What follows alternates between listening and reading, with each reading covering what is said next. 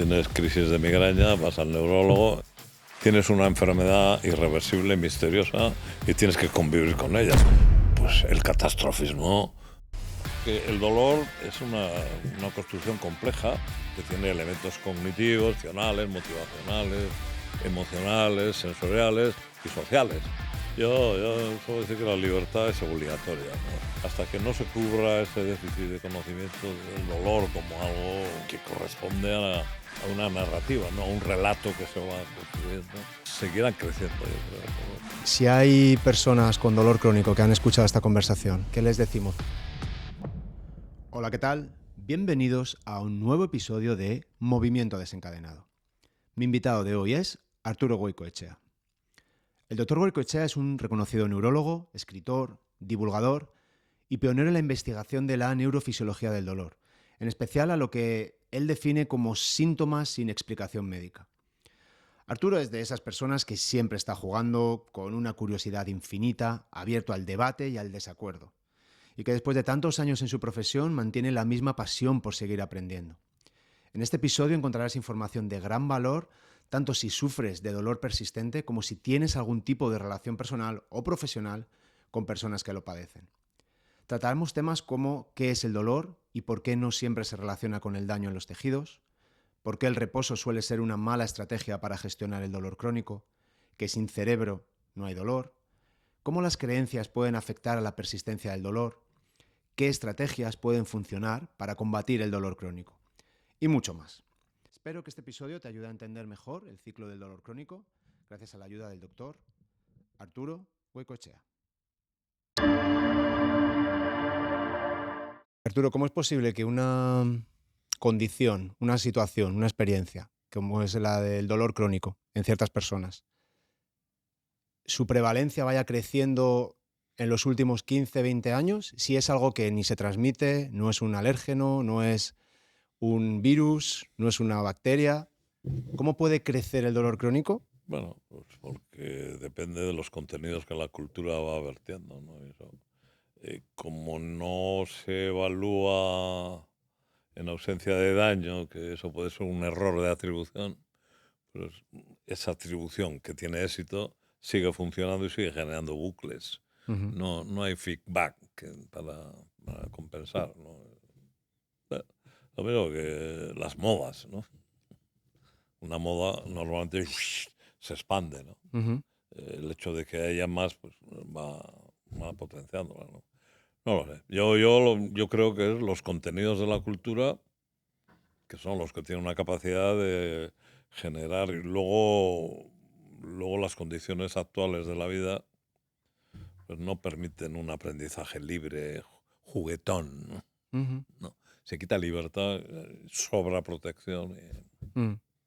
Sí, que quizá esta cultura es... ¿Estamos grabando ya? Yo creo que sí. ¿Ah, sí? Sí, sí. Ah, vale. Vamos a esto. No, a mí Sí, yo veo lo que es, pero... sí, no, ya No, estamos. yo seguiré diciendo lo mismo, pero... Dime. Te iba a decir, no, que esto que hablas tú, que es un tema de cultura, la manera en la que a lo mejor lo puedo interpretar yo con lo que tengo yo en mi cabeza ahora es que quizá estamos cayendo en una cultura de la fragilización, es decir, de no quiero el dolor, quiero evitar el dolor a toda costa, el dolor es malo, negativo y no lo queremos en nuestra vida, y el foco está en eliminar el dolor. Y entonces no juego, no me expongo a actividades que puedan ser potencialmente peligrosas, si me pasa algo paro, dejo de jugar, dejo de ir a deporte, dejo de ir al colegio, no cojo peso en la mochila y cojo un trolley porque... Es decir, es esta cultura de no te hagas daño, no experimentes dolor en ninguna faceta de tu vida, Mm. quizá un factor que pueda promover que cada vez haya más personas con dolor crónico, debido a Hombre, estas creencias que genera. yo creo que sí, esa manera de concebir la educación como el deseo de evitar daño a nuestros hijos o a nuestros allegados hace que se potencie la idea de que podemos eliminar no solo el daño protegiendo, ¿no? Uh-huh. Si no sales de tu casa vas a minimizar el daño, Uh-huh. ¿no? Pero también asociamos la idea de que podemos minimizar el sufrimiento. Uh-huh.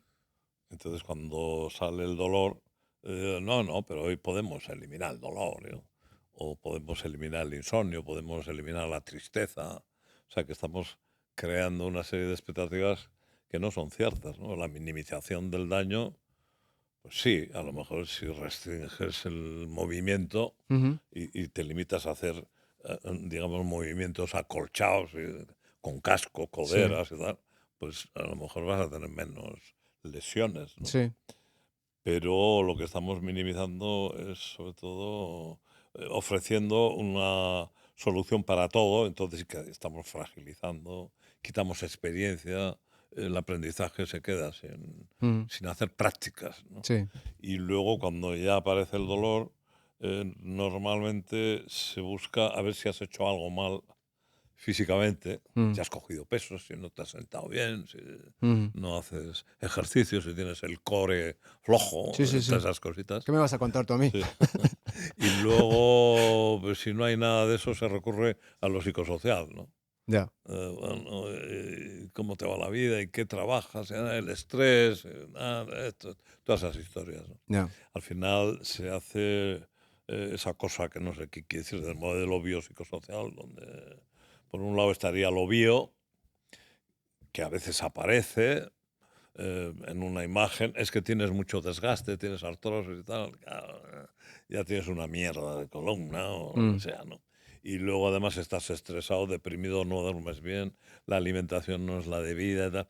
Al final se le carga al individuo todas las... cada uno tiene el dolor que se merece, ¿no?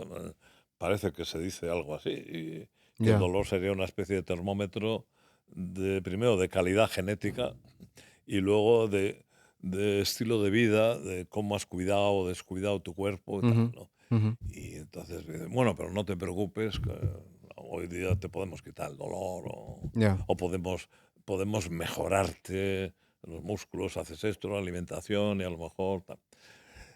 Cuando eso hace que el dolor disminuya, pues se refuerza eso que ha hecho que el dolor disminuya, ¿no?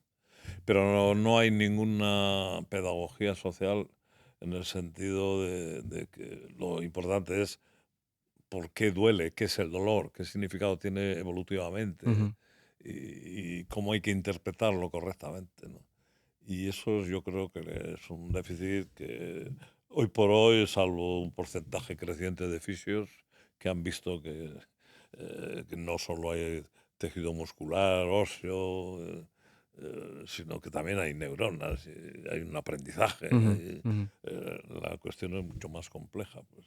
Hasta que no se cubra ese déficit de conocimiento del dolor como algo que corresponde a una narrativa, ¿no? A un relato que se va construyendo, pues seguirán creciendo, yo creo, el dolor. Ya. Seguirá creciendo. Sí, en nuestro mundo de la fisioterapia, eso todavía te encuentras gente que mueve así el hombro para proteger tu no sé qué, de proteger de qué, Sí. de un movimiento que tu propio cuerpo puede hacer, tiene los músculos, el sistema nervioso y el programa motor para Mm, hacerlo, y tú me quieres decir que hacerlo de una manera tal cual mi mm, cuerpo puede hacer perfectamente es algo que debo protegerme de qué, ¿no? Y es algo que me puede hacer daño. mm, Entonces aparecen estos expertos que saben exactamente cómo tú te tienes que mover para proteger lo que sea que ellos decidan que tenga que mm. proteger. Sí, Con lo cual la gente, en tu libro hablas mucho de recuperar la libertad, ¿no?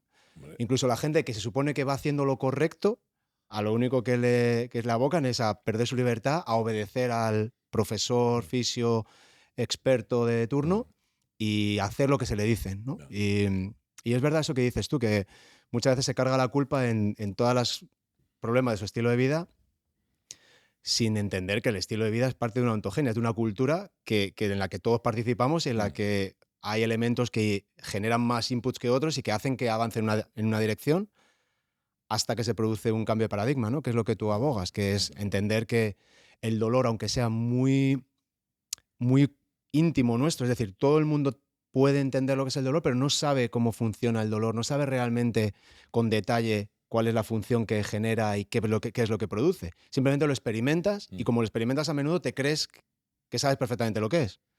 Se produce mm. como esa disonancia, ¿no? En tu cabeza. Sí, sí, bueno, pues eso nos vamos a repetir siempre. Eh, eh, un sistema biológico es un sistema que se autoorganiza, o sea, no viene al mundo con Qué bueno. con todos los mecanismos preparados para recibir un estímulo y hacer una respuesta. No, se inicia un proceso con el nacimiento, un proceso de aprendizaje, y ese organismo tiene la capacidad de autoorganizarse para cumplir el objetivo biológico, que es la supervivencia individual y de la especie, ¿no? Ujú. Y luego tiene una capacidad adaptativa brutal. Claro, Los tejidos se adaptan, se claro. organizan, se adaptan, y hay un proceso de aprendizaje. Somos la especie que tiene un aprendizaje más largo y más dependiente del cuidador. Entonces, Mm. los mamíferos, las crías de los mamíferos juegan y sus padres están allí Ujú. para hacer algunas indicaciones, unas correcciones y tal. Pero las criaturas están, venga a jugar, y no pasa nada, ¿no? Nosotros hemos perdido, yo creo, la capacidad del juego en la infancia. Los niños, yo creo que ahora juegan menos de lo que debieran, ¿no? Sí, Y están demasiado protegidos. Un enano con un patín ya va con un casco, coderas, rodilleras y yo qué sé, sí, sí, ¿no? sí. Y con el padre al lado, claro. Sí. Entonces yo creo que eso es un exceso. Yo recuerdo mi infancia que yo creo que no he tenido piel en las rodillas nunca. O sea, que en los codos igual. Mm, ¿Verdad? Que es que estabas siempre con la rodilla, la costra esa que, que nunca se... La roña. La roña, estaba todo... Yo me acuerdo de llegar al cole, soltar la mochila, meterla en el ascensor, decir, mamá, que va la mochila, quedarme en la calle todo el día, se hacía de Ya. noche. Ojo. Y no ha pasado tanto tiempo. Yo tengo 42 años ahora y mis hijos para que hagan deporte y jueguen con niños, o sea, para que se muevan, jueguen y jueguen con niños, les tengo que apuntar a un deporte prácticamente, porque en la calle ya no existe esa cultura de vamos a la calle, a hacer qué, a estar en la calle con los amigos, a jugar a lo que se nos ocurra. Sí. Y es verdad que ahora está la madre mirando, que está en el parque, está todo controlado, no vayas aquí, no vayas allá. Y yo creo que eso nos va creando lo que dices tú, ¿no? Esta sensación de dependencia, de falta de libertad, de que hay que hacer lo que hay que hacer, que todo es peligroso y cualquier desajuste que produce dolor, ya la hemos liado. Mm, Ahora ya está todo mm. mal. Sí, sí. En tu libro hablas mucho del concepto de dolor que no se justifica por un posible daño en una prueba diagnóstica, en el que aparece en los tejidos, etcétera. ¿Cómo le explicamos esto a la población general? ¿Qué es un dolor no justificado? Bueno, yo creo que la metáfora que más sirve a este respecto es un sistema de alarma, un sistema de protección, de vigilancia, un sistema de vigilancia, y que los sistemas de vigilancia se comunican con el usuario a través de una experiencia desagradable, que es un sonido desagradable y que te obliga a ver qué pasa y para que deje de sonar, pero también a ver qué ha pasado, ¿no? Y entonces, una vez que eso se acepta fácil, de que el organismo tiene que estar vigilado, protegido, defendido, y tal, se puede hablar de sistema inmune, tal. Y cuando aceptan eso, luego ya colocas la idea de la falsa alarma, ¿no? Ujú. Y eso sirve para decir que el sonido de la sirena siempre es real, ¿no? Que no es que imagine que ha sonado, está sonando y está la policía, se ha desplegado todo y eso todo es real, ¿no? El problema está por qué salta tantas veces el sistema o no se apaga, está ahí. Ujú. Y no, y qué se hace y qué hago, porque vivir en esa casa es insoportable, ¿no? Claro. Y entonces no hay que registrar al inquilino. El inquilino no es el que genera todo eso. Hay que registrar el sistema de seguridad de la casa, Ujú. a ver qué hace que haya aparecido ese bucle que está ahí, venga a sonar cada vez más fuerte, lleva todos los años así, y no ha habido ningún incidente Mm. de agresión a la integridad física de la casa, ¿no? Yo creo que hay un problema semántico, a veces se identifica demasiado dolor con sufrimiento. El sufrimiento es una sensación negativa que nos obliga a hacer un análisis y una minimización de eso. Hay Mm. muchas formas de sufrir y una de ellas es el dolor, que evolutivamente tiene que ver con los incidentes en ese momento y lugar de destrucción física de tejidos, Ujú. heridas, contusiones, quemaduras, congelaciones, etcétera, o con la presencia de una energía de una intensidad suficiente para generar ese daño. Ujú. Si no hay eso, habrá que buscar otras explicaciones, Ujú. pero que deben estar referidas al daño y a la potencialidad, tal como dice la definición, ¿no? Sí. Es una experiencia emocional desagradable asociada a un daño actual que ya se ha consumado, o potencial, o que es vivido como tal daño, o similar a como cuando hay daño. Sí. La diferencia es que a veces miras donde se siente el dolor, a veces hay algo que justifica ese dolor, y otras veces no hay nada. Ya. Pero a veces nos empeñamos en que tiene que haber algo. Entonces cualquier variable, aunque no sea causal, pues ya tenemos. No, Aquí está. aquí está. Esta es la fuente de tu dolor. Sí, entonces eso hay en Twitter hay objeciones, ¿no? Pero ¿cómo podemos asegurar hoy en día que no hay ningún daño, ¿no? Pues hombre, yo creo que podemos estar bastante seguros de que no hay un daño en ese sentido, de que es un tejido ya dañado o que hay una energía térmica, mecánica, química, que si no se elimina en ese momento, a lo mejor acaba generando daño, ¿no? Ujú. Y para eso se explican los nociceptores, los sensores, y que son sensores que se activan cuando hay una energía térmica, química, mecánica, etcétera, ¿no? Y Sí, si no es eso, es un dolor que no está ni explicado ni justificado. claro. Pero hay un punto ahí muy importante también, que es que, o sea, una amenaza de un dolor potencial también puede generar nocicepción. Es decir, A ver, no te he pillado. una amenaza, si tu sistema nervioso cree que estás en peligro o en un potencial peligro, va a generar esa alarma. Sí. Exacto. ¿Has visto tú el vídeo de estos niños coreanos que sus padres hacen así en la pared? ¿No lo has visto? Ah, Llevan un niño en brazo pequeño, de 1 año. Así. Entonces, le dan un golpe en la pared, sí. ¿no? Y empiezan los padres a hacerle, ay, ay, ay, ay. Y entonces, Me suena vagamente, sí. pues lo que pasa es que cuando la reacción del ay, ay, ay, ay y el sonido Sí. les hace llorar y les hace experimentar un sufrimiento, digamos, que no sabemos si es dolor o no, pero probablemente esté relacionado con el dolor, y no se ha producido ni siquiera estímulo mecánico. Sí. Sí. No hay. En cambio, ellos ya lo experimentan como algo amenazante para ellos y que tienen que generar una respuesta, en este caso de solicitar ayuda, que es llorar y mostrar su sufrimiento para recibir ayuda. Con lo cual hay un aprendizaje de que ciertas cosas pueden causar dolor. Por ejemplo, te pueden decir que si haces una flexión de la columna con peso, te puede generar dolor. Y esa creencia puede ser lo suficientemente amenazante y te lo puedes creer tanto que cuando lo hagas, experimentes el dolor Sí. físicamente. Igual sucede con lo que tú dices. Si yo en una prueba diagnóstica asocio ciertos cambios en los tejidos y te digo que esa es la fuente de tu dolor y te lo dice un sanitario con una autoridad y tú te lo crees, esa es tu fuente de tu dolor. Sí. Sea importante o no que el 50 al 60% de la población que tiene esa misma Mm. condición o cambio físico no experimente dolor. Sí, sí. Entonces, ya no es solo que no aparezca el dolor, o sea, que no haya daño justificable, sino que a veces se justifican cosas que en otras personas no produce dolor. Sí, pero ahí el problema yo creo que esos son hechos, son datos, no hace falta que haya esa incidencia de daño o tal. Mm. Ya, pero entonces tendrás que explicar por qué aparece el dolor si no hay. ¿No? Yeah, Entonces ahí vienen las explicaciones, cada uno monta la suya, ¿no? yeah.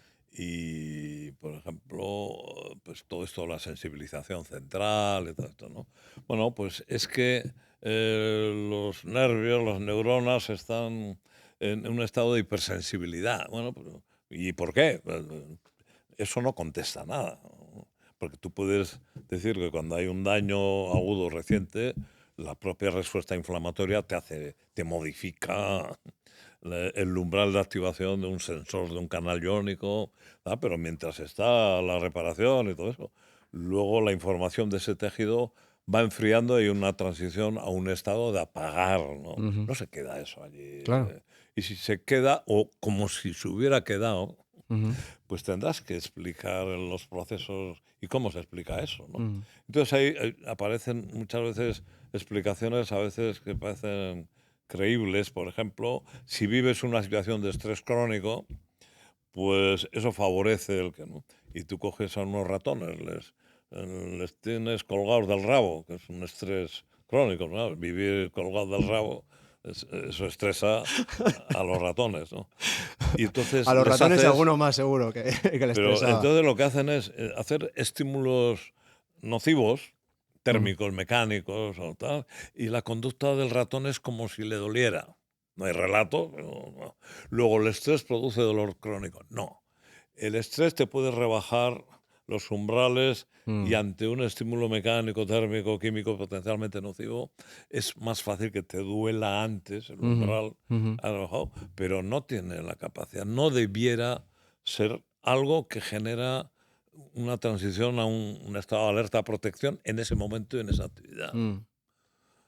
Porque yo creo que, por lo menos a mí, yo creo que el dolor expresa en la conciencia una transición a un estado de alerta y protección en un lugar, ya está, Sí.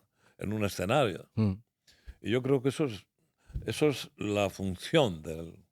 Lo mismo que si sientes ganas de beber agua, tendría que haber una cierta vinculación con el balance hídrico y cosas así, ¿no? Claro. Si le quitas esa justificación biológica a lo que aparece en la conciencia, abres la puerta, que todo está explicado, justificado, y bueno, hay una merdea ahí de cosas. Claro. Y yo creo que eso no ayuda el decir que si tienes un estrés, pues por eso tienes dolor crónico. Pues no. Ya. No, si tienes estrés, haz un análisis, una evaluación de qué es lo que te estresa, cuál es tu capacidad de respuesta y tal. Pero si dices que ese estrés genera el dolor, ya estás estableciendo un bucle que es muy difícil romper. O sea, primero tienes que desactivar esas cosas. Otro, por ejemplo, el insomnio, si no duermes, eso explica el dolor crónico. Pues a mí no me parece que eso... No, yo creo que hay que dar explicaciones biológicas de verdad, ¿no? Y no simples correlaciones, ¿no? Ya. Porque a veces justificando todo con no dormir, etcétera, estás cerrando la solución. Pues tienes que dormir. ¿Qué tal duermes? No consigo. Nah, así no podemos solucionar nada. Ya. Si no duermes, Ya. pues habrá que tratar de resolver la cuestión del insomnio, pero no empieces a hacer correlaciones causales, ¿no? Ya. No, son correlaciones que están ahí y que la labor de profesional es limpiar eso para simplificar los procesos de atención profesional, ¿no? Pero quizá eso es justo lo contrario, porque al final una persona que está experimentando un dolor de larga duración, persistente, cada información que recibe es una creencia nueva. Es decir, Sí. si te dicen mientras duermas mal vas a tener dolor, y te lo dice alguien que se supone es un experto, además me hace mucha gracia como dices en el libro, eres un padeciente peregrino. Es decir, Sí, una peregrinación. una peregrinación de un experto y Sí. otro más y tal, y cada vez más exagerado y todo más rimbombante, y te hacen intervenciones más sensacionalistas, te diría. Claro, pues cuando ya llegas al siguiente y te dice, no, es que ahora la clave es dormir. Y vale, ¿y cómo duermo? Es que tampoco, es que me duele. ¿Cómo puedo dormir? No, pues hasta que no te quites el insomnio no se te quita el dolor. Vale, pero es que si no se me quita el dolor no duermo. Entonces ya le tenemos en un bucle que esa persona está desesperada. Se cierra todo. Se cierra, efectivamente, ya directamente me vengo aquí al puente y se acabó. Lo cual no quiere decir que dé lo mismo dormir bien o no. Efectivamente, No. El proceso de dormir viene bien para recuperar el impacto que tiene el trajín de un día. Entonces, eso obliga a una actividad neuronal de las zonas, por decir algo, el hipocampo. Bueno, pues que todas las novedades, todo, aquello se ha utilizado una gran actividad y luego eso se procesa y cuando se apaga el sistema, esa experiencia vivida tiene que ser analizada, procesada para organizar patrones y sacar información de esa experiencia, ¿no? Y luego toda esa actividad diurna genera unos cambios en la química perisináptica que hay que recuperarlos. Para eso está la glía, ¿no? O sea, es como si haya habido un botellón y lo dejan todo hecho un asco y hay que limpiar aquello tal, para volver el día siguiente a hacer otra actividad, ¿no? Entonces, es bueno que el individuo esté dormido porque esa es la condición que permite normalizar, digamos, un montón de situaciones. incluso la temperatura del cerebro, ¿no? O sea, que el sueño es necesario para una serie de funciones, ¿no? Pero si uno no duerme, pues no tiene por qué suponer un peligro de una amenaza de una lesión en el interior de la cabeza. Ya. Es conveniente que el sistema tenga esas horas de sueño para normalizar la homeostasis, o como quieras llamarlo. Y eso es bueno para poner orden en las estructuras cognitivas, emocionales, etc. O sea, que no quiere decir que no importa que duermas bien o no, no. Cada cosa en su sitio. Claro. Porque si empiezas a mezclarlo todo, pues no. Porque tú abogas a...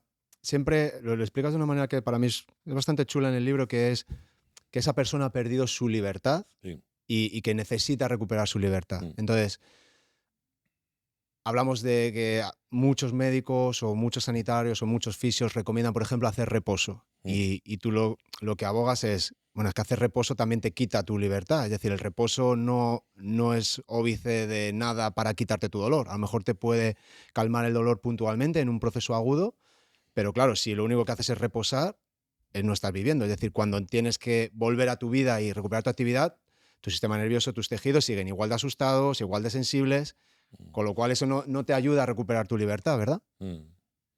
Hombre, yo creo que eso ya afortunadamente lo defiende menos gente, ¿no? En mi época, cuando yo tuve la hernia de disco, me operaron y tal, estaba muy vigente.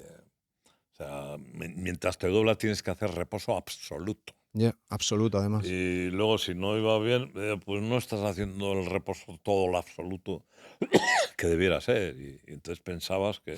Y si seguía mal, la situación era debida a los excesos que habías cometido por haber hecho esto, lo otro. Un Hoy en poco día... sentimiento de culpa, ¿no? Sí, sí, De lo sí, estoy sí. haciendo mal, Sí, no estoy sí, sí, reposando. sí.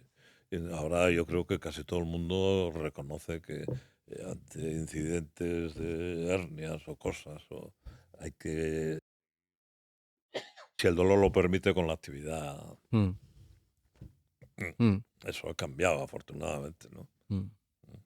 Y tú muchas veces también, de alguna manera, alabas la función del fisioterapeuta, que te ayuda a encontrar la vía para recuperar tu movimiento y que te va, a lo mejor, guiando o ayudándote a que cada vez que lo más probable que suceda, que es que cuando vuelvas a intentar recuperar tu actividad, tu libertad, como tú lo explicas muy bien, puedas experimentar dolor, que te ayuda a gestionar ese proceso de vuelta a tu actividad. Pues Sí. este dolor puede ser normal, se va a calmar, observa qué pasa al día siguiente, vamos a probar con esta otra manera de movernos a ver si tienes menos dolor y tu sistema nervioso no está tan sensible, no está tan irascible, y a lo mejor luego podemos volver a esta primera opción que teníamos, ¿no? Y te puedes mover, ¿no? Yo creo que el fisioterapeuta que tiene ese enfoque tiene una utilidad muy grande, porque no solo te está contando que moverse es antiálgico, te quita dolor, sino que te puede acompañar en el proceso de tú mismo experimentar que movimiento no es igual a dolor,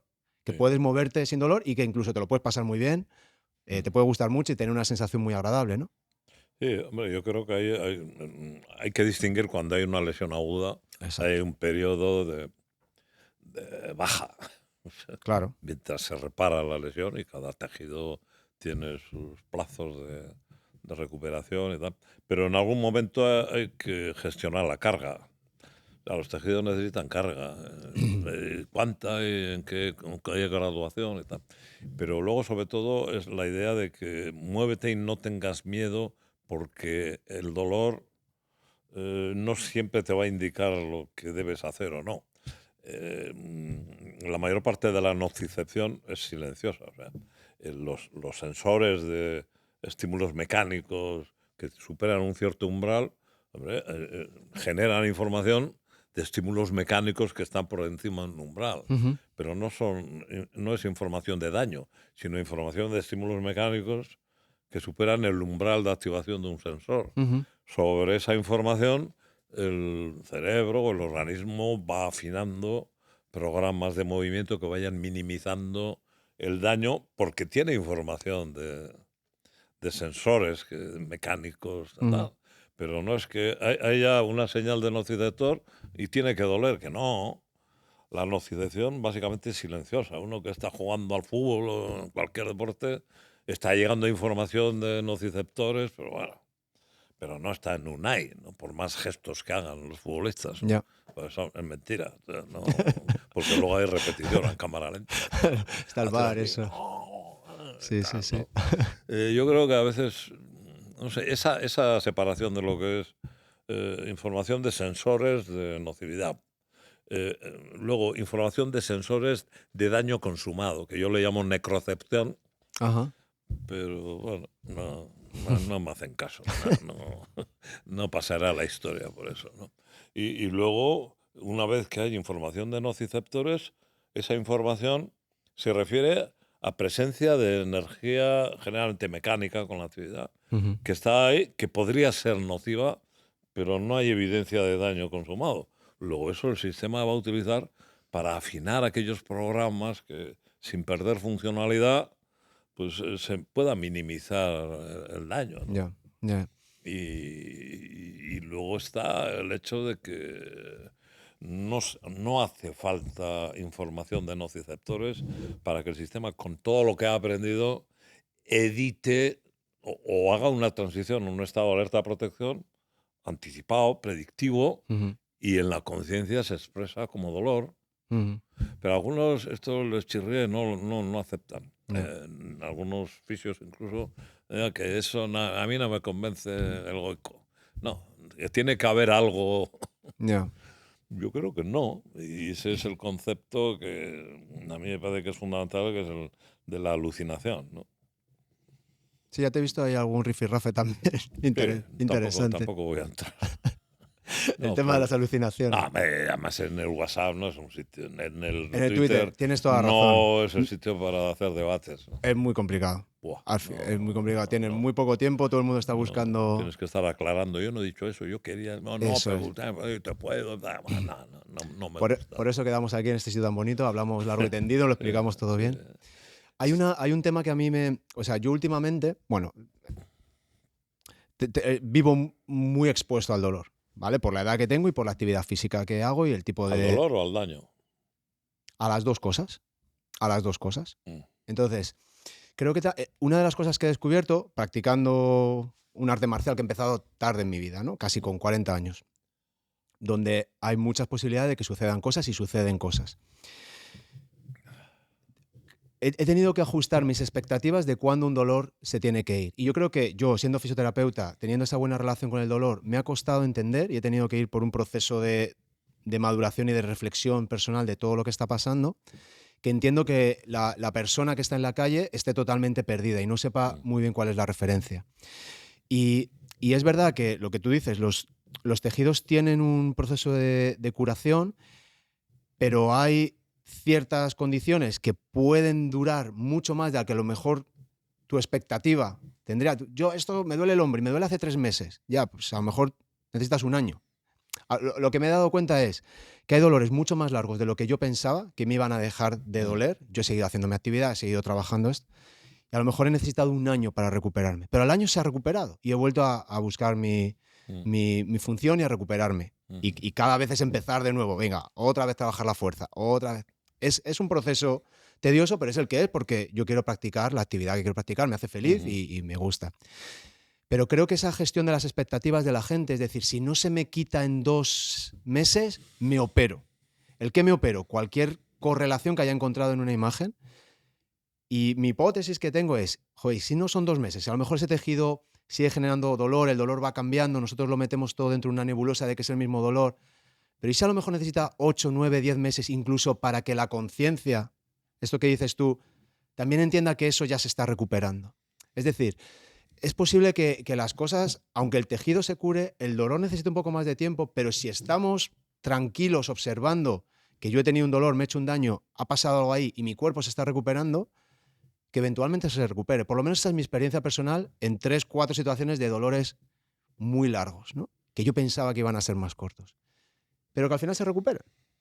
Mm. No Yo sé. creo que esa es una cuestión importante, porque no es si no. Cuando aparece el dolor, puede haber una situación de protección o de vigilancia o de incertidumbre, Ujú. también podemos llamar.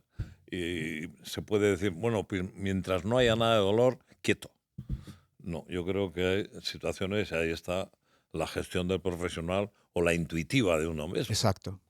Que, bueno, a pesar de que duele, pues yo eh, intento mantener la actividad y puede haber una temporada larga donde ese dolor aparece con una determinada actividad, pero tú no renuncias a la actividad Ujú. y ves que no pasa nada, Mm. que la actividad es molesta, Sí, pero que no pasa nada y que luego ya se ha marchado. Y yo creo que esos son periodos de adaptación a mm, carga después de no sé sí, qué sí, sí. o por lo que sea. Mm. Y a veces es difícil saber si lo que estás haciendo es lo correcto o no. Por ejemplo, las agujetas, ¿no? Sí. Si te haces una actividad inusual y con un movimiento excéntrico y tal, bueno, pues aparece ese dolor, pero lo que tienes que hacer es repetir esa actividad Sí, sí. y va desapareciendo, entonces ya adquieres la capacidad de adaptarte a la Mm. próxima vez y ya no va a aparecer el Mm. dolor, ¿no? Sí. Entonces, sí, esas situaciones se dan, ¿no? Has dicho algo que para mí es fundamental, que es el tema ese, el desarrollar esa intuición. Es decir, hay veces que Mm. tú tienes que permitirte equivocarte también. Yo, como Sí, fisioterapeuta, he sí, estudiado sí. mucho el dolor, me expongo mucho al dolor. Muchas veces me encuentro y digo, a ver si me estoy equivocando, a ver si me... Venga, voy a ver. Y a veces, venga, voy a hacer una resonancia, a ver qué le pasa a la rodilla.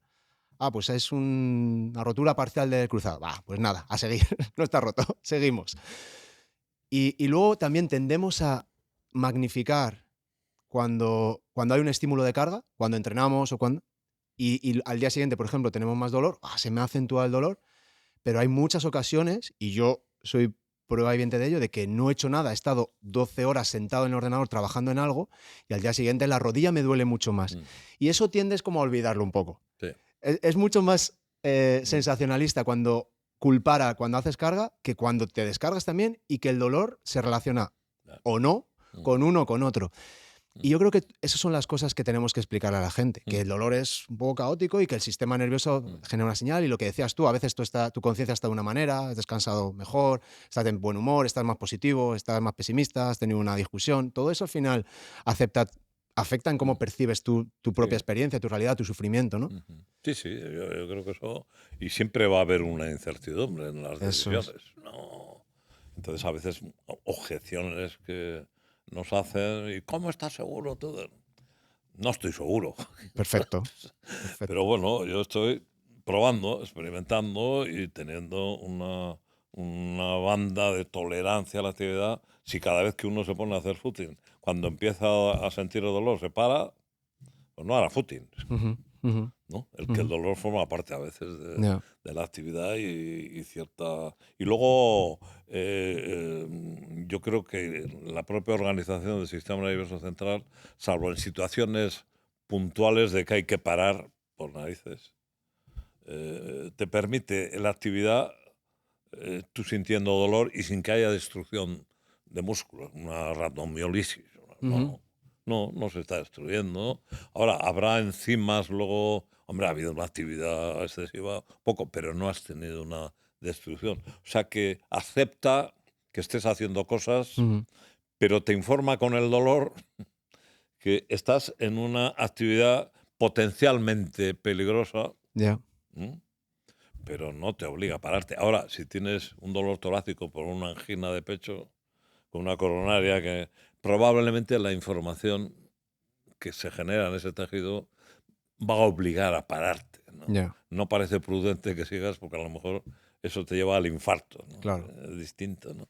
Pero tampoco vamos a poder saber con absoluta seguridad cuándo uno es un imprudente o simplemente está adquiriendo resiliencia, creo, ¿no? O Qué bueno. sea, endurecimiento, ¿no? Ujú. Para mantener.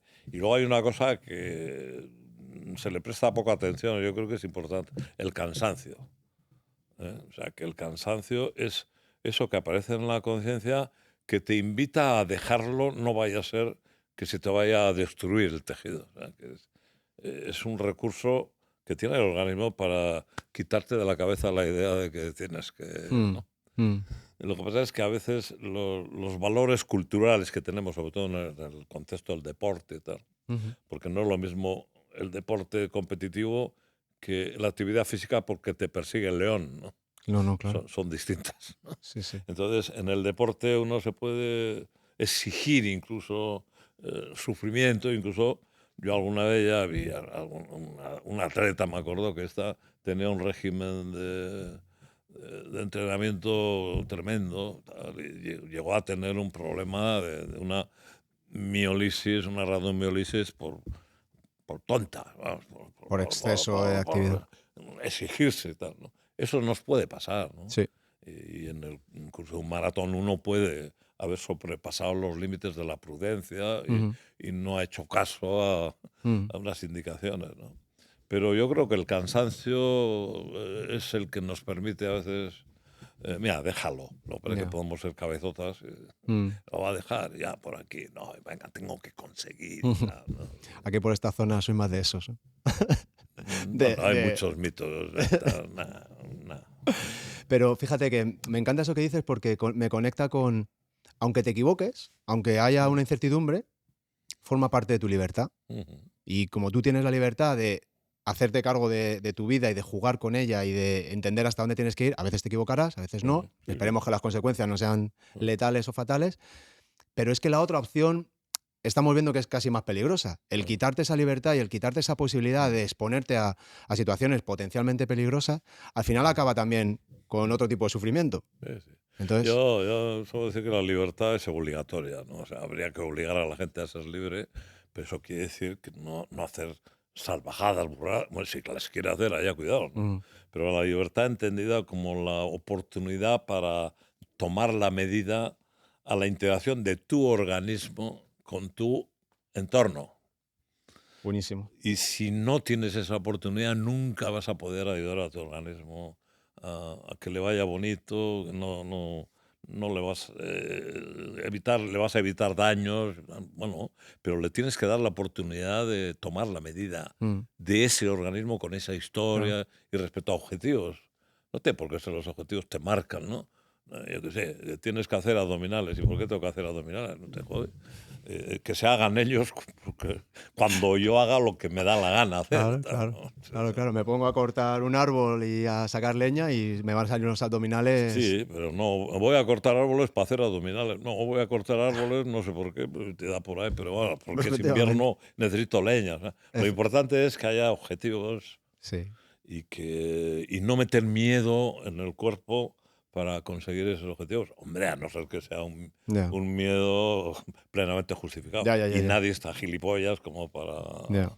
dañarse de un modo imprudente, así, aunque gente hay para todo. Ya, eso sí. Sí. Yo he sacado así como una especie de decálogo de tu libro, que por cierto voy a enseñar aquí, que es nuevo libro, Dolor crónico no es para siempre. Enhorabuena, por cierto, que ¿Lo has leído? lo he leído, por supuesto, Ah, de pe a vale, pa. vale, Mira, sí. lo Me ha dado tengo, la sensación de que sí, porque a veces... lo tengo destrozado, lo tengo hecho polvo. Vale, vale. Entonces, vamos a ir hablando de estas, yo creo que son tus máximas, que las repites además, me gusta porque las repites bastante a lo Sí, largo del, sí, del sí, libro. sí. Por ejemplo, dices, el dolor siempre es real. Sí. ¿Qué quieres decir con eso? Como que es un contenido de conciencia que aparece allí, luego, ¿cómo no va a ser real? Aunque te lo Hombre, inventes, no, tú no te lo inventas. No, claro. tú puedes inventártelo, eso sería la imaginación guiada, ¿no? Ajá. Bueno, yo puedo ahora cerrar los ojos. Hay gente más fantasiosa que Ujú. otros, ¿no? Yo no soy fantasioso. Yo, si cierro los ojos, intento imaginar, yo qué sé, una cara. No la consigo. Pero hay gente que, bueno, no aparece la cara como si Sí, estuviera la persona, pero aparece una cara bastante... sí. Y a lo mejor incluso estos tienen más capacidad para el dibujo. O Ujú, sea, que pueden hacer una representación interna ujú, con más viveza que la que podemos tener otros, que se nos da mal el dibujo, ¿no? ujú. ¿Y a qué estaba? No, que el dolor, que siempre es Ah, real, que tú... entonces uno puede imaginar el dolor. Yo puedo imaginar ahora que me duele la nariz Sí. y probablemente se va a activar la mismo patrón de conectividad Mm, que cuando duele la nariz, pero muy tenue y además se va a ir, ¿no? ya, Hay gente que tiene más capacidad para representar eso con más viveza. sí. ¿No? Entonces, eso está, ¿eh? El dolor, la capacidad de que aparezca el dolor sin necesidad de daño, está ahí. Mm. Sí, que esa es la siguiente que tengo, que es que dolor y daño no están relacionados de uno a otro y de otro a uno. Es decir, puede haber daño y no dolor, Sí. puede haber dolor y no daño. Sí, sí. Pero el dolor, si aparece en la conciencia, pues claro que es real. Si yo abro los ojos y veo ahora hay unas cortinas, pues es real lo que yo veo. Otra cosa es qué es la realidad, que esa es otra pregunta que en el libro me parece que ya no existen los sonidos, no existen los dolores, no existen en el cuerpo, existen en la conciencia. Sí, otra de las cosas que dices es Y que si no hay cerebro no hay dolor. bueno, ni nada, ni imágenes, ni sonido, ni historias, ¿no? Pero incluso puede no haber cerebro y no haber visión, pero uno puede moverse por un espacio donde hay objetos y los evita. Eso es lo que llamarían la visión ciega, ¿no? O sea que una cosa es un contenido de conciencia y otra cosa son las respuestas que tenemos, independientemente del contenido de la conciencia, para conducirnos de modo coherente con los objetos o con las cosas, ¿no? Eso, la visión ciega sería eso, ¿no? O sea que tenemos caminos de responder a la realidad, que el más complejo y lo que no tenemos ni idea de cómo se produce es el de la conciencia, ¿no? Lo que aparece en la conciencia. Pero lo que aparece en la conciencia es real.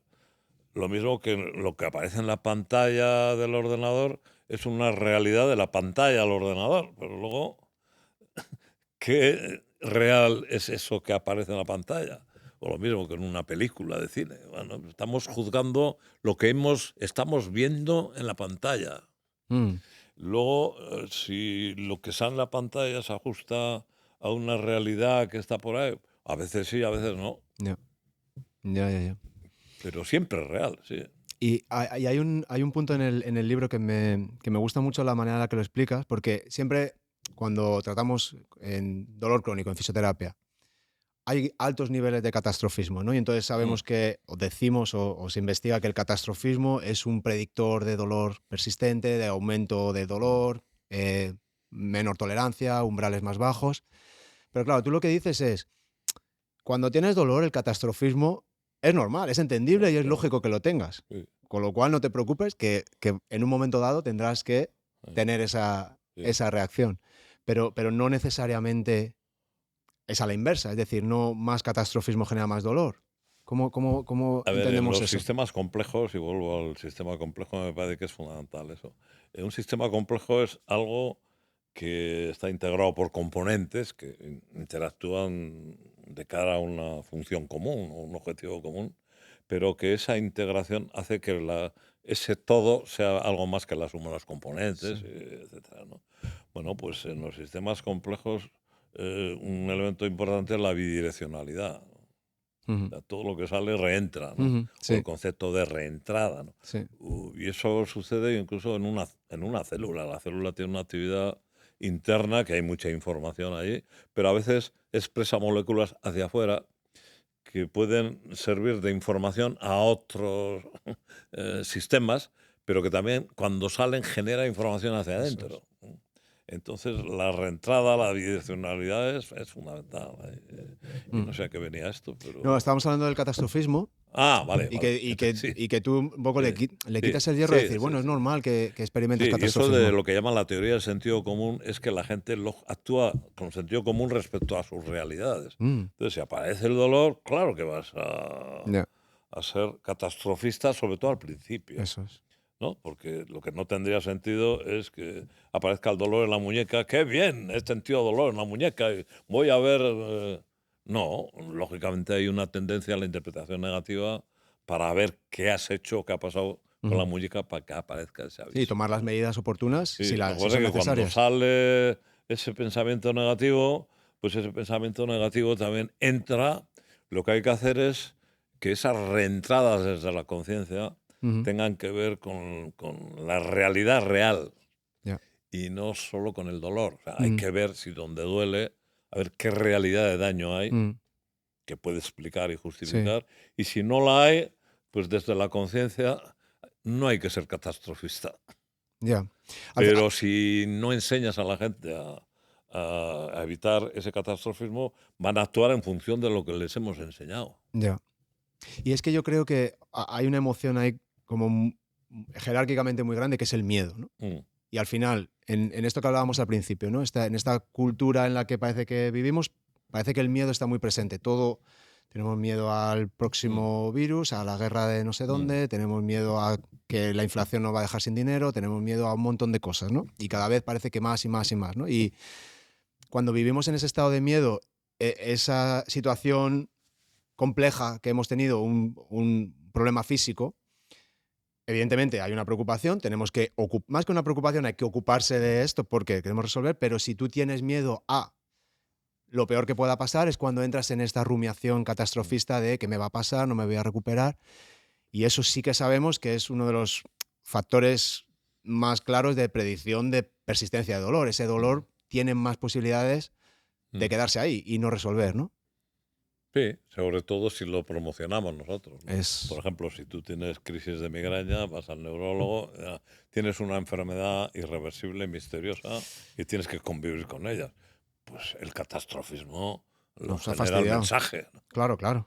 ¿No? Entonces, los profesionales no tenemos que ser catastrofistas, tenemos que ser realistas, dar la información correcta para generar unas respuestas de aprendizaje cada vez más sensatas, más funcionales y luego hombre, el catastrofismo, el dolor crónico, claro que va a aparecer si haces test de catastrofismo, porque si no, no sería crónico. Es que, Ya. no, forma parte de la cronificación y del atasco que tiene. ¿No? Entonces la labor de profesional es eliminar ese catastrofismo, pero para eso tiene que eliminar informaciones catastrofistas. Si tú das una educación en esta línea, una vez que has descartado, el catastrofismo se va disolviendo. No, lo que pasa es que el dolor es una construcción compleja que tiene elementos cognitivos, tiene elementos atencionales, motivacionales, emocionales, sensoriales y sociales. Entonces, el abordaje del dolor crónico tiene que incluir todos esos elementos.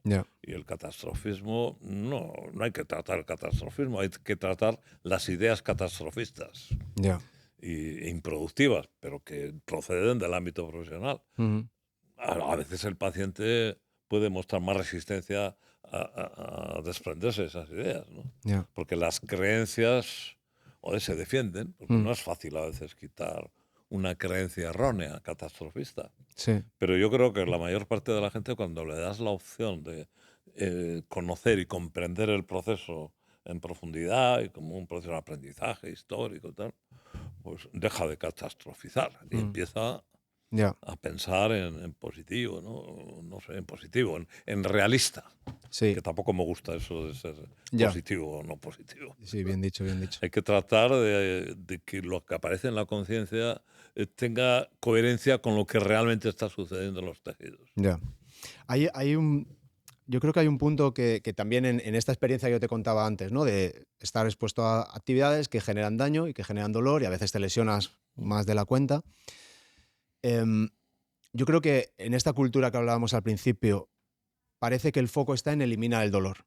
Y se nos ha olvidado que eliminar el dolor se supone que debería ser la consecuencia de recuperar tu calidad de vida, las actividades que a ti te gustan hacer, llevar la vida que quieras, estar en las condiciones que tú desees para participar, que tú también hablas mucho del aspecto participativo, ¿no? Y se nos olvida todo eso. Entonces, lo que nos centramos es en eliminar el dolor a toda costa, sobre todo con agentes pasivos, expertos que me digan lo que tengo que hacer, medicinas, tratamientos, operaciones en las que yo no tengo nada que ver, yo no tengo libertad, me ha pasado esto y lo que quiero es no dolor. Pero en ese impasse de no dolor es cuando, claro, si no se me quita el dolor, por lo que dices tú, porque la señal de alerta está desajustada y te está generando sonido constantemente, es cuando entra el catastrofismo. Si lo que tú abogas en el libro es, si tú vas a qué quieres recuperar en tu vida, qué quieres participar en tu vida, qué cosas puedes hacer, pero sigue haciéndolas, aunque haya esa señal de alerta, ¿no? Más o menos es lo que he querido entender, es concentrémonos en lo que puedes hacer en tu vida, aunque sea con un poco de dolor, y el dolor poco a poco dejará de ser necesario para generar alarmas, pero mientras recuperas tu vida, que se supone que es el incentivo último, no quitar el dolor. Y a mí me da la sensación de que en esta cultura de la fragilización es, primero quito el dolor y luego ya veremos, pero a lo mejor ya se nos ha olvidado lo que queríamos hacer porque nos hemos concentrado tanto en quitar el dolor, que estamos tan centrados en eso, y a lo mejor el dolor, por lo que sea, no se va, pero ni siquiera ese dolor es sufrimiento en un momento dado. Entonces es un ciclo como muy perverso, ¿no? Todo esto que está sucediendo es como muy perverso.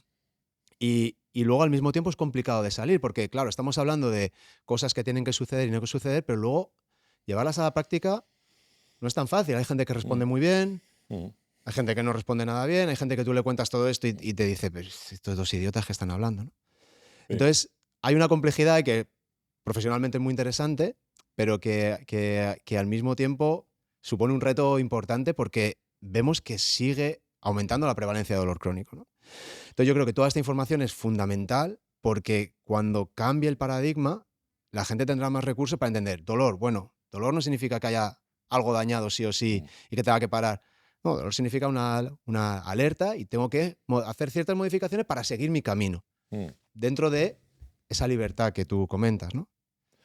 Has utilizado un término, yo soy muy quisquilloso con las palabras, ¿no? Algo que no te ha gustado de lo que he dicho. Sí, no sé qué, la señal de alerta como que está desajustada o algo así. Tal. Bueno, me refiero a esta idea de que... Creo que se te ha escapado, pero sí, te quería referir un poco a otro. No, pero como lo has dicho, pues no, me da pie para...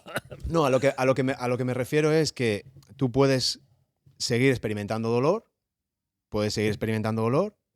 Es cierto también que los nociceptores también se especializan en sentir dolor. Es decir, sabemos que a nivel periférico hay una plasticidad de los nociceptores. Es decir, si tú le bombardeas... pero dentro de unos límites. Dentro de unos límites, pero digamos que están más predispuestos a... O bajan el umbral de activación, cambia la proporción de receptores AMPA de glutamato, hay una información del genoma que fosforila esos receptores, tienen el umbral más bajo, pero eso no explica por qué aparece el dolor espontáneamente. Sí, pero bueno, puede ser es una consecuencia de un estado, bueno, no funcionan las señales de apagamiento, porque en los cursos y eso, a los fisios siempre les explican la potenciación a largo plazo, ¿no? Pero no les explican la depresión a largo plazo. Claro. O sea, cuando los tejidos ya van dejando de generar señal de daño, porque ya el proceso no está activo, el proceso se invierte, aparece la antiinflamación. Resolvinas, protectinas y tal. Los macrófagos, en vez de M1, son M2, que son macrófagos que en vez de ser a derribar y no sé qué, en vez de ser bomberos, son albañiles. Entonces hay un cambio, que hay una lógica biológica que si le dejáramos en paz... Qué bueno eso. Pues probablemente resolvería muchas cuestiones. Sí. No siempre lo puede hacer. Y ahí es cuando nosotros podemos ayudar a echar un cable, pero con un absoluto respeto a la complejidad de los procesos de protección, de reparación y tal. Y lo que está en nuestra mano es qué hacemos con nuestra actividad, que es lo que estás hablando, ¿no? Pues podemos orientar a que, bueno, dale carga a los tejidos, dale, no te preocupes, pero porque has hecho una valoración y estás abierto a lo mejor... como no es absoluto nada, pues me he equivocado, mira, vamos a... ¿no? Hay que tener esa experiencia, ¿no? Y luego, no, lo de la señal, iba que hay mucha gente que explica que en el dolor crónico el cerebro procesa mal la información sensorial. No, procesa esa información, y si hay una evaluación de alerta-protección, lo que va a hacer es la información que venga sensorial, aunque no haya información de daño activo, bueno, pues no es suficiente para desactivar ese estado de alerta protección. Está procesando bien, pero no los datos sensoriales, sino el sistema de creencias que son los que activan. Y si no actúas sobre eso... Esta neuromatriz del dolor que tú hablas, ¿no? Tu historia previa, tus creencias, tu conocimiento... Sí, todo. Eso es lo que está actuando. Eso... Y a pesar de que hay información sensorial de no daño, bueno, sí, pero es un daño... No, es una amenaza sutil que no le hemos dado con ella y no, por si acaso, que no se mueva. El dolor expresa todo eso, ¿no? Yeah. ¿No? Es... Otra cosa que dices que me hace mucha gracia y me acuerdo de Damasio, que en un libro dice algo parecido, como que como que nuestro cerebro no sabe ni quién somos y tampoco le importa ni quién seamos ni quién somos. sí, Y tú dices sí. que no se puede controlar el cerebro a tu antojo. Y es verdad que das unos cuantos ejemplos en el libro que son muy interesantes, ¿no? Es verdad que... La actividad de las células, no sé quién decía que las neuronas son un ejército de idiotas. O sea, no hay conciencia de lo que se está haciendo en términos de células, de tejidos extracelulares, fascias, ni nada. La conciencia es algo misterioso que no tenemos explicaciones, que aparece y que sí que tiene una función de navegación del individuo, ¿no? Es una interfaz de cara a eso que es el yo, que tampoco sé lo que es, pero que todos lo sentimos. Sí. Yo pienso, yo, bueno, pero luego, ¿y eso del yo qué es? Pues no sabemos nada. Sí, sí.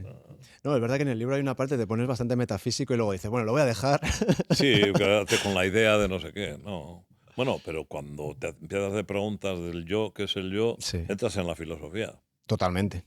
Lo que pasa es que tú luego puedes estudiar las correlaciones de activación neuronal para que aparezca el yo o desaparezca, no está.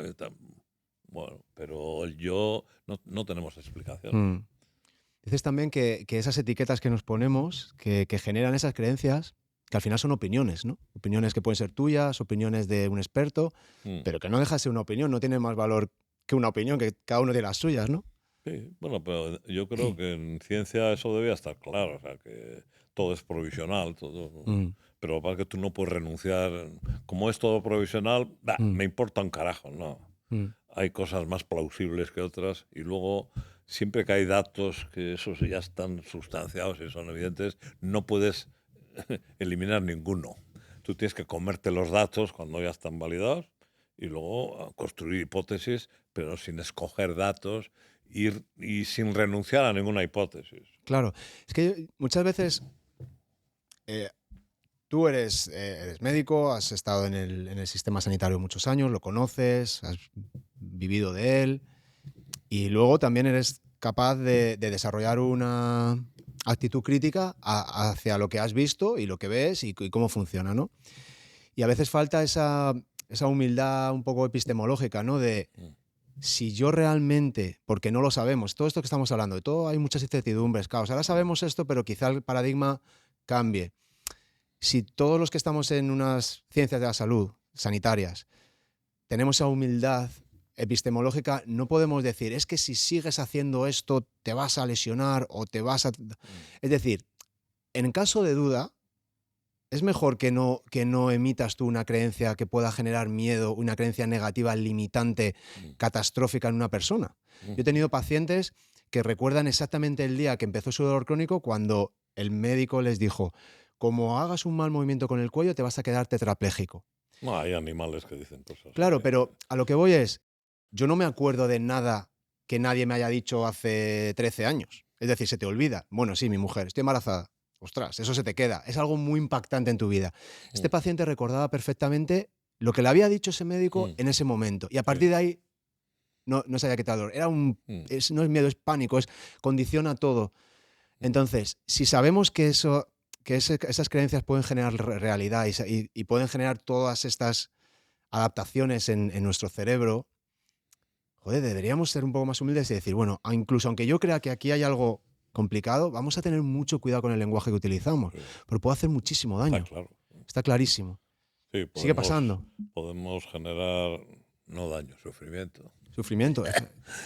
Pero también podemos aliviarlo.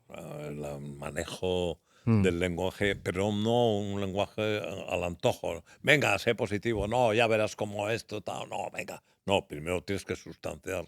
Claro. Porque puedes ofrecer un panorama y sí que tienes que conseguir la convicción del paciente con un enredo cronificado como este, de que hay una vía abierta y que es un trabajo conjunto, que tú vas a hacer un acompañamiento en un trabajo complejo que tiene elementos que no están en las manos, ya verás, te recoloco, Ahora, con las manos, claro, que hay que utilizar para apoyar y sentir, no sé.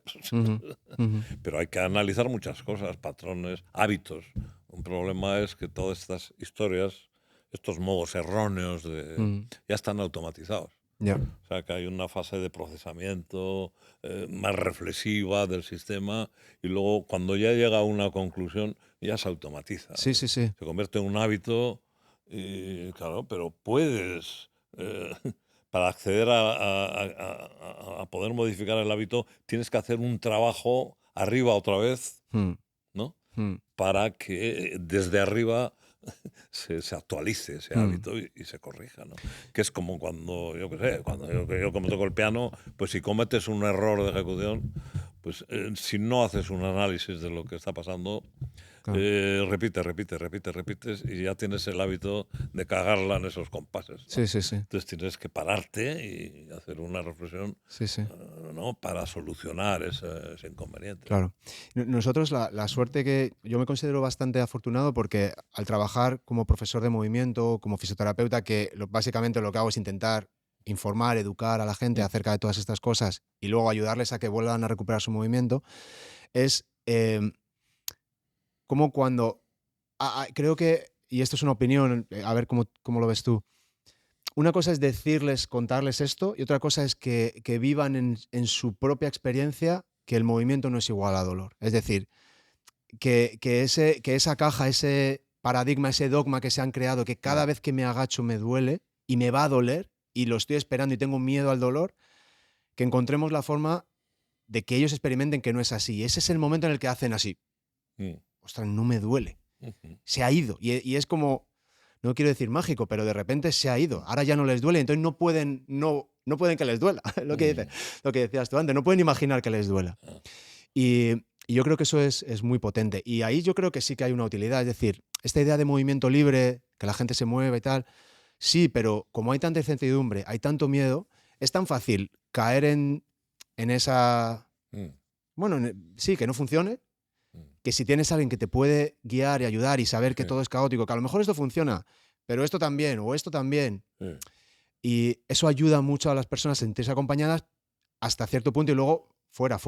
No te mm, quedes conmigo como a veces los ya, sí, fisioterapeutas hacen de, sí. venga, toda la vida Sí, y a veces hay que echarlos. No, efectivamente hay que no se quieren despedirles. ir. A mí me pasa eso mucho. Yo te voy a ver 4 veces, pero ¿cómo puede ser si tú me ayudas mucho? Yo te necesito. No, tú no me Mm, necesitas. Yo te ayudo hasta aquí y ahora yo ya no tengo más que ayudarte. sí, sí, Ya lo sabes tú, ¿no? sí, Y, y es verdad que eso funciona en ocasiones y sí, hay pacientes o que yo no tengo la habilidad o que por lo que sea, pues no me funciona, no encajamos, no. sí. Y supongo que tendremos No, que hay que ser seguir prudentes. Yo creo que no puedes aprendiendo. vender una moto.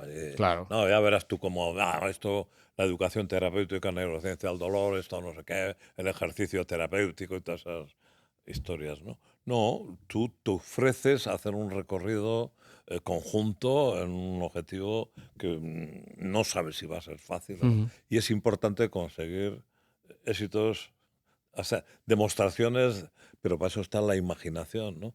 Yo sí, cuando me dolía, ¿no? Pues me iba a poner de pie, pues tenía un patrón de protección ya Ujú. incorporado a la acción.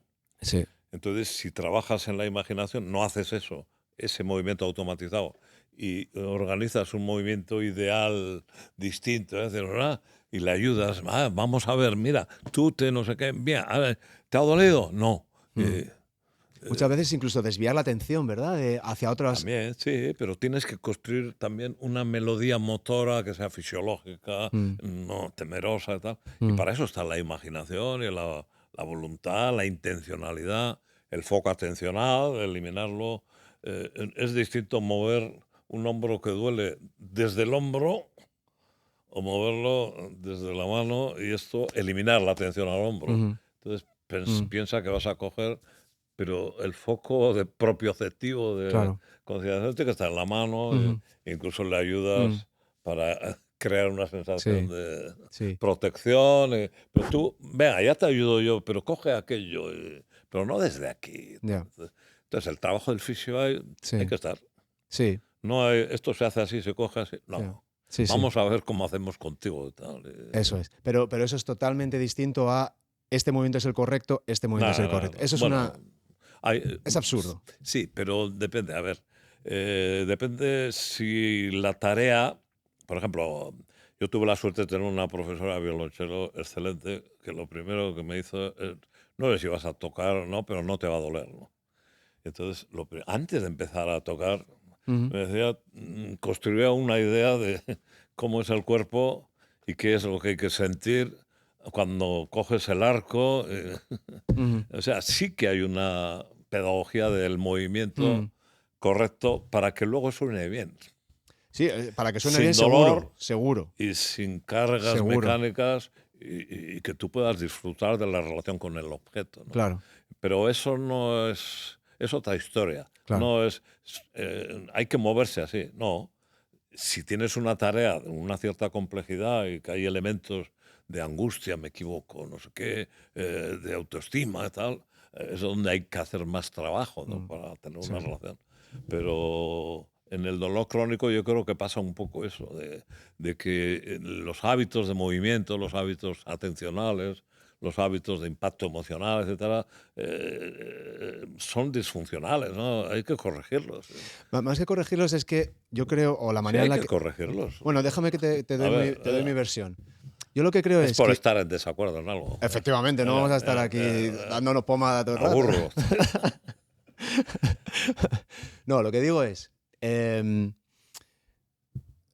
ciertos movimientos, cuando información propioceptiva, probablemente, mecánica propioceptiva, sube a la neuromatriz, tu cerebro puede identificar como que ese movimiento es una causa de dolor. Tú puedes tener movimientos que generan dolor cuando realmente no está produciendo ningún daño o estrés. Estrés en los tejidos porque es un dolor un movimiento de baja velocidad, baja carga y que es altamente improbable. Pero tu cerebro puede identificarlo como tal. Si yo te doy... O anticiparlo. O anticiparlo incluso, efectivamente. Anticiparlo, es mejor decir anticiparlo. Sí, yo he tenido pacientes de intentar hacer una flexión de tronco y en el momento en el que bajan la nariz, decir, tengo los isquios muy acortados y ya me tiran.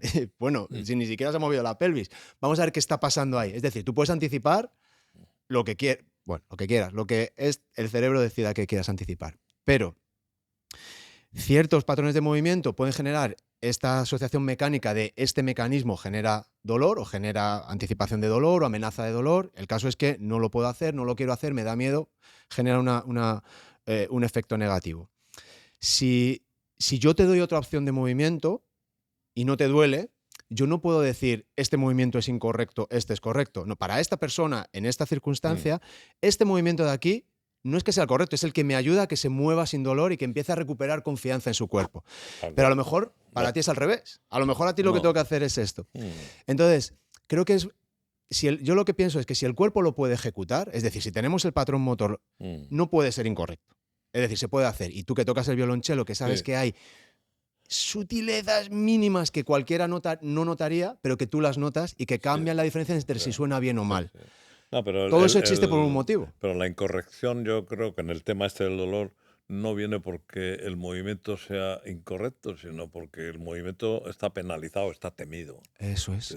Porque hay unas cogniciones. Al final, no, pues aquí están las cogniciones, ahí están. No, siempre es todo bidireccional, integrado, y tienes que tener en cuenta siempre todos los elementos. Tú puedes trabajar la atención, pero no... Le explicas cómo la atención es importante y luego puede hacer ejercicios atencionales sin liarse, porque a veces hay gente que son demasiado buenos alumnos y se vuelven conductas obsesivas. Y no, hay que hacerlo de modo mucho más sencillo, más simple. No sé, ya me he liado. No, pero fíjate, un poco por ya terminar con este tema del movimiento. Yo creo que tenemos la oportunidad, por darle toda la estructura, ¿no? Tú tienes un dolor agudo. Ese dolor agudo va a generar cambios en tu comportamiento, en tu movimiento, en tus creencias. Y a lo mejor tu sistema nervioso te protege bien y te dice no muevas las lumbares, que se queden rígidas. Hay una posición antiálgica, un espasmo, que en ese momento tiene todo el sentido del mundo porque el tejido quiere recuperarse, está de baja, lo que has dicho tú antes. Perfecto. Pero no sabe cómo recuperar el movimiento de atrás, por sí solo, el movimiento anterior. Entonces, sí que necesitas recuperar ese movimiento, esa observación que tú hablabas con el violonchelo.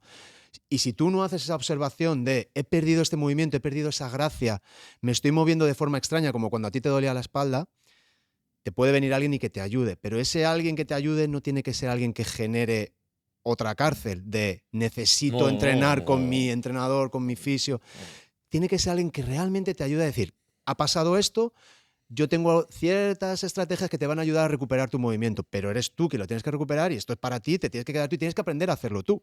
Mm. Y yo creo que es cuando se empieza a empoderar la situación y la persona empieza realmente a recuperarse, no cuando está dependiendo constantemente de que el profesional de turno le diga lo que tiene que hacer o no. Que yo creo que es parte de esa cultura que tú hablabas Sí, al pero principio. tiene que facilitar modos de modificar. Por ejemplo, la profesora, para conseguir un pase del arco, me decía, imagínate que estás untando mantequilla en el pan. Ujú, ujú, claro, Y es eso, tener la habilidad profesional, la eso es. experiencia, para sugerir Mm, imágenes que mm. no sea la de estoy tocando el violonchelo, no, estoy untando con mantequilla. Es- Y ahora coges el esto y haces lo mismo como si estuvieras un... Ahí está, a mí me parece, la capacidad profesional sí. para ir deshaciendo esa... Pero fíjate que en ese proceso de observación que has hecho tú contigo mismo, sabes más de movimiento que la mayoría de los profesores de movimiento que yo conozco. Y tú nunca has sido profesor de movimiento, pero has sido capaz de... ¿Cómo que no he sido profesor de movimiento? A ver, que entonces yo Joder, ya soy me... músico, coño. Bueno, pero eres músico para contigo, pero te enseñas a ti mismo.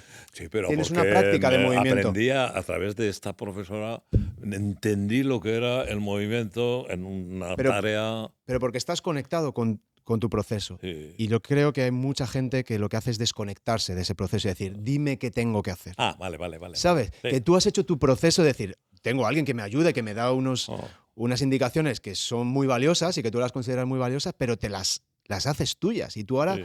haces tu propio proceso de integración y ahora eres capaz de explicarlas muy bien como yo como profesor de movimiento, ¿no? Mm. Y me parece, te lo digo como un halago, de verdad, que es muy interesante ver cómo tú has hecho ese proceso. Y creo que ahí hay una clave en personas que quieran eliminar ese dolor en responsabilizarse de su propia libertad, lo que decías tú al principio. Sí, porque es una condición de aprendizaje. O sea, Sí, qué el buenísimo. juego, ¿no? El libro me parece que acaba diciendo, ala, a jugar, Hala, jugar. sin miedo y con conocimiento, ¿no? Y luego necesitas un apoyo del maestro, pero no de movimiento, sino yo lo mismo que la profe de violonchelo, joder, es que me enseñaba a actuar con un violonchelo en las manos, ¿no? Ujú, ujú, Pero el objetivo era la música, no ujú. era demostrarse no sé qué, no tengas miedo no sé, es habilitarte como una capacidad que puede ser trabajada para conseguir un objetivo. Ya, En este caso era tocar el violonchelo y en el otro puede ser que no te duela, ya, pero no como dame un analgésico. No, claro. el dolor se irá en la medida en que se recupere un modo de estar en el mundo Joder. sin miedo. Y fíjate que los mecanismos de aprendizaje, si dejas que el sistema aprenda, va a aprender, pero hay que hacer un trabajo de Sí. quitar telarañas y cosas y tal. Con lo cual volvemos a la filosofía, a un modo de estar en el mundo. Sí. Bueno, pero al final es eso, vivir es interactuar con el entorno, extraer, hacer una evaluación de impacto de esa acción, negativo, positivo, memorizar y minimizar ese impacto. Eso es lo que llaman la cognición mínima. Y las bacterias tienen eso también. Claro, ¿Cierto? la vida no podría existir sin esa cognición mínima de interactuar, recoger un dato del impacto negativo o positivo y modificar la conducta para minimizar lo negativo y optimizar lo Ujú. positivo, ¿no? Y partiendo de ese esquema mínimo, pues bueno, ahí aparece luego el juego, las especies que tienen cuidadores, las que no, las que están socializadas, las que no. Nosotros estamos hipersocializados y hemos desarrollado especialistas que nos cuidan, pero los profesionales del organismo a veces les ha sobrado seguridad de que esto es por esto por lo otro, haz esto, hazlo, cuando lo que hay es una ignorancia, porque para conocer la complejidad de una simple célula Mm. todavía queda mucho por averiguar, ¿no? Y entonces nos atribuimos una capacidad ¿no? Esto se hace, esto no se hace. Y quitamos la oportunidad de la experiencia vivida en libertad, minimizando los riesgos, no siendo un gilipollas, pero bueno. Ya. Pero no hay que ser tan gilipollas como para perder la libertad, que es una condición necesaria para el aprendizaje, Joder, ¿no? qué bueno. Si hay personas con dolor crónico que han escuchado esta conversación, ahora ya, ¿qué les decimos? ¿Por dónde les orientamos para que puedan empezar? Eso, pero que una vez que les ha visto un profesional del que se fíen y que les ha dicho que no tiene nada que explique y justifique ese dolor, pues que vayan recuperando la alegría de vivir, que vayan perdiendo miedo, que pueden recuperar eso que han perdido, pero que para eso tienen que hacer un trabajo de comprensión, tienen que estudiar el dolor y tienen que, pues eso, librarse de hábitos y cosas y que les vas a acompañar en eso, que les comprendes, que no estás quitando trascendencia a ese dolor, sino todo lo contrario. Yo les voy a decir, bueno, o sea que no es una enfermedad. No, no es una enfermedad, es peor que una enfermedad. Que es distinto a una enfermedad. Pero desde el punto de vista de la mortificación, la invalidez, pues tener una fibromialgia es mucho peor que tener una artritis reumatoide. Ya. Artritis reumatoide podemos decir, mira, esto es una enfermedad del sistema neuronal. La fibromialgia, ¿qué es? Bueno, si quieres definirlo como una enfermedad misteriosa e irreversible, allá tú. No es misterioso porque sabemos cosas que nos permiten proponer una hipótesis plausible sobre la cual podemos trabajar y además comprobamos que en muchos casos devolvemos a la gente a una vida sin sufrimiento y sin no sé qué, ¿no? ¿Por qué negar esa oportunidad? No sé. Sí. Sí, o sea, sería decirles que su problema está siendo tratado por mucha gente, estamos investigando, estamos aprendiendo muchas cosas y es una pena que lo que ahora sabemos no se esté utilizando por el sistema, Ya. sino que seguimos creando una cultura de organismo frágil, de mala conducta del individuo, de genes inadecuados, de universo demasiado estresante, demasiado tóxico, demasiado tal, y lógicamente el sistema que nos vigila y protege pues va a tener una idea de peligro de que tú actúes libremente en el mundo, Ya. ¿no? Lo mismo que harían unos padres que les dan la idea de que la calle hay, yo qué sé, no van a dejar salir al niño a jugar, ¿no? Ya. ¿Y tú crees que hemos llegado ya a la cúspide de esta cultura de la fragilización o todavía nos queda un poco hasta que lo Yo desandemos? creo que eso no sé si va a parar, porque un problema que tiene la sociedad humana es el investimiento del poder, ¿no? ¿Dónde está el poder? Bueno, antes era el poder religioso, el poder no sé qué, ¿no? Poder, las armas, ¿eh? Y ahora ya que estamos más secularizados, está el poder del profesional, ¿no? Ningún individuo por sí mismo va a aprender lo que... Yo no voy a sacar, no voy a poder evitar a todos los médicos y descubrir que tengo riñones, que no. Somos una especie socializada, culturizada, y eso está bien, pero tiene peligros. Entonces sí que tendría que haber un poco más de voz, de alarma, pero lo tenemos que construir nosotros. O sea, tenemos No que... nos hagáis tanto caso en este tema. Empezar a hacer caso, yo utilizo el término de los progres, ¿no? Sí, En sí, es el verdad que... libro. Generalmente son fisios. Y si tienes la suerte de contactar con un profesional, tenga la catalogación que tenga, que conozca en profundidad y sea sensible y quiera ayudarte a recuperar la libertad para desarrollar tus planes sin miedo y tal, pues aprovechala. O sea, que Se puede. no te veo muy optimista todavía. No, No, ¿no? no, pero está pasando. No, Algo está pero pasando, ¿no? está mejor ahora que antes. Lo que pasa es que normalmente cuando se hacen propuestas nuevas, luego esas propuestas empiezan a normalizarse de una manera en que a veces se pierde esa tensión de la incertidumbre, ¿no? Entonces a veces aparece, se enfría un poco la Sí. pasión inicial y luego ya se amolda, yo que sé, al comercio, a los intereses profesionales, ¿no? Tú lo cuentas muy bien en el libro, que tú prácticamente te has comido todo el cambio de paradigma, los años 90, hablando de estas cosas, y todo el mundo diciéndote que está Arturo que va diciendo, ¿no? Filósofo, una filosofía barata. Te llamaban de todo, ¿no? Sí, vendehumos, cantamañana, chamán. Pero tú lo explicas muy bien, que eso es parte del proceso del cambio de paradigma. Primero te llaman eso. Pues, te insultan, te ignoran, te discuten y se acepta. Esto no tiene retorno. O sea, cuando la especie humana, ese es el lado bueno de la cultura. Por eso te decía si habíamos llegado ya a ese límite, porque en algún momento la verdad... No, iremos sabiendo más, pero yo creo que cada vez que hay una aportación, hay otras tantas... Ya. Para aprovechar el momento del cerebro. Ahora el cerebro está de moda. Ahora aparece por todas partes. Joder, el cerebro, tal, el cerebro. El ejercicio está de moda también. El ejercicio, tal. Y se dicen cosas que yo qué sé, que si no comes no sé qué, pues tienes peligro de tener un Alzheimer y cosas así. Yeah. Bueno, estoy exagerando, además me lo he inventado ahora. Sí.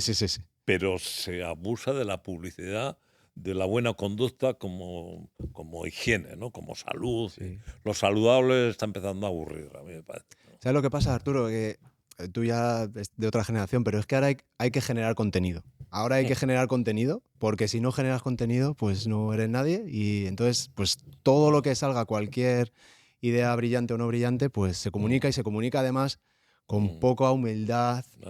Y con poca base científica y sin entender que aunque haya ciertos estudios científicos, eso no significa que sea verdad. A lo mejor está más cerca de la verdad, pero lo normal que tiene que hacer la ciencia es probar que esto es mentira, ¿no? Y así es como iremos incluso avanzando. Los más obsesionados en que lo que he dicho puede que no sea cierto, ¿no?